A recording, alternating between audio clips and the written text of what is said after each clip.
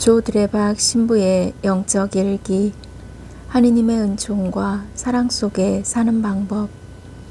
2000년 첫 주임 신부로 월산동 성당에서 사목하면서 참 열심히 기도하면서 신자분들을 섬기며 살았고, 나주노안이라는 시골 본당으로 갔다가 목포 연동 성당으로 부임해 갔습니다.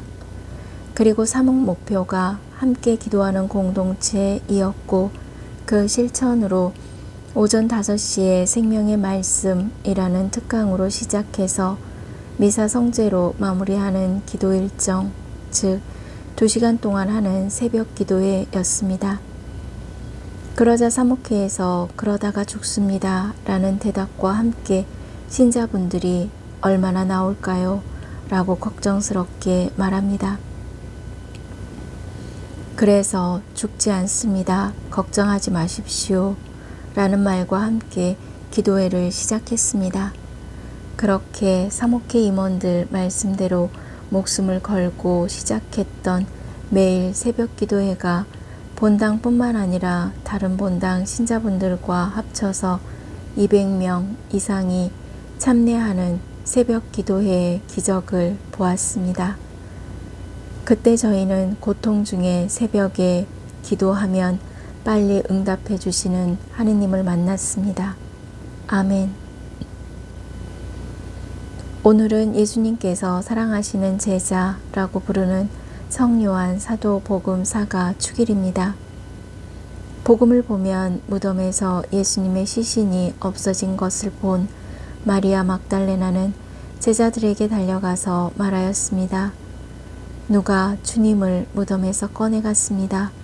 어디에 모셨는지 모르겠습니다. 베드로와 다른 제자는 무덤을 향해 달려갔는데 다른 제자가 무덤에 먼저 다다랐습니다. 하지만 다른 제자는 곧바로 무덤 안으로 들어가지 않고 베드로 사도가 도착할 때까지 기다립니다. 그리고 시몬 베드로가 뒤따라와서 무덤으로 들어가 암호포가 놓여 있는 것을 보았다. 예수님의 얼굴을 쌌던 수건은 암호포와 함께 놓여 있지 않고 따로 한 곳에 개켜져 있었다. 라고 전하고 있습니다.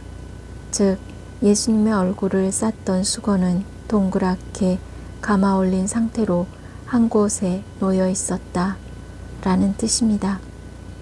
사실 그들은 예수님께서 죽은 이들 가운데에서 다시 살아나셔야 한다는 성경 말씀을 아직 깨닫지 못하고 있었던 것이다. 그 제자들은 다시 집으로 돌아갔다. 요한복음 20장 9절에서 10절. 다시 말해 만일 그때 두 제자가 예수님께서 반드시 부활하신다는 성경 말씀을 믿었다면 예사롭지 않은 무덤의 광경을 보면서 예수님께서 부활하셨다는 증거를 찾았을 것입니다. 하지만 이때는 요한과 베드로 사도는 무덤 안에서 본 것들을 그리 특별한 의미가 있다고 생각하지 않고 그냥 집으로 돌아갔던 것으로 보입니다. 그리고 성요한 사도는 예수님이 죽으신 후 약 60년이 지난 후에 복음서에 그때 무덤 안에서 보았던 예수님의 부활 모습을 기억하고 상세하게 기록하였던 것입니다. 예수님의 얼굴을 쌌던 수건은 암호포와 함께 있지 않고 따로 한 곳에 잘 개켜져 있었다. 아멘. 사랑하는 고우님들, 다니엘 고틀립이라는 정신과 의사가 쓴 샘에게 보내는 편지라는 책을 보았습니다.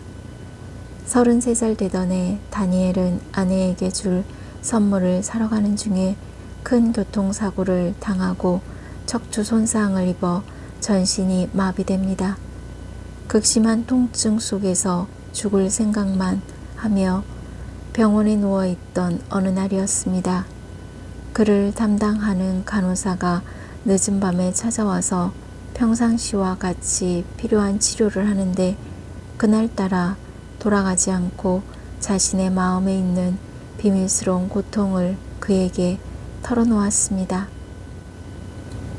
당신은 정신을 치료하시는 의사이시죠? 저는 한 남자를 사랑했는데 그에게 배신을 당했어요. 괴로워서 견딜 수 없고 수없이 자살 충동에 시달리고 있어요. 간호사는 고백을 이어갔고 다니엘은 이 여성의 삶의 무게와 고통에 공감하며 불쌍한 마음으로 시간 가는 줄 모르고 경청했습니다. 대화가 끝난 뒤 홀로 남은 다니엘은 놀라운 사실을 한 가지 깨달았습니다. 간호사의 고통에 귀 기울이는 동안 처음으로 자신의 고통을 잊게 된 겁니다. 타인의 고통에 귀를 기울이는 동안 우리는 자신의 고통을 잊을 수 있습니다. 이것이 우리가 사는 방법입니다.